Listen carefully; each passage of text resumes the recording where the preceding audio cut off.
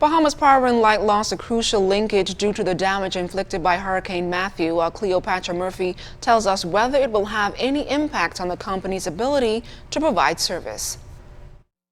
The jetty has been destroyed, so we are absolutely going to be in our Plan B mode in how we offload fuel. The remnants of concrete pillars and an ocean of seaweed are all that is left where Bahamas Power and Light's fueling jetty once stood at Clifton Pier after Hurricane Matthew tore it away.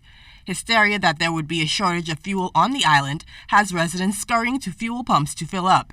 On B.P.L's end, CEO Pamela Hill says it will not impact the company's generation capacity, and where necessary, B.P.L will use other methods to have fuel delivered. It is where oil, in this case for Clifton Pier, our heavier fuel oil, it's where it's offloaded. And certainly, as you can imagine, it's a challenge when you don't have that, but we are resourceful, just as the people of this nation are resourceful. So we're looking at other ways that fuel can be offloaded. Currently, officials say they have enough fuel on the island to provide power for some time, but they also anticipate no shortage.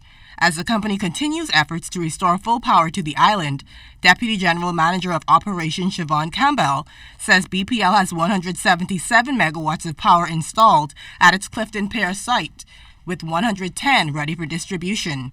He says B.P.L also hopes to restore power to customers at a rate of 20 to 30% a day as it works against challenges. The big stuff you can get through really quickly, and then when you get down to the little things, the people with the trees in their yard that fell over the service wire, that's the stuff that becomes a little bit more time consuming, because that's on a one-on-one consumer basis as you go street to street.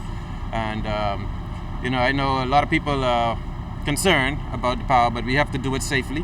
Cambridge says B.P.L hopes to restore electricity to 75 to 80% of its customers within the next 3 days, but could not say when service would be fully restored. It's that last 20% that's really going to take an extra couple of days, and I would prefer that the T&D guys speak more to that, because that would be the challenges on there, and that their assessment teams are feeding them, giving them the feedback on.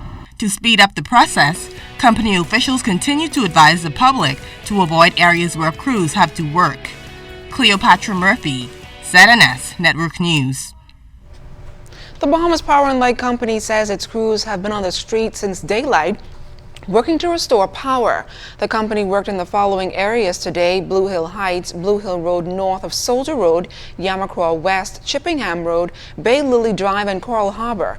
B.P.L says it will provide the public with periodical updates on areas where power supply is being restored. The company says its goal is to restore supply to large communities and then address issues with individual street corners or supply to exact location.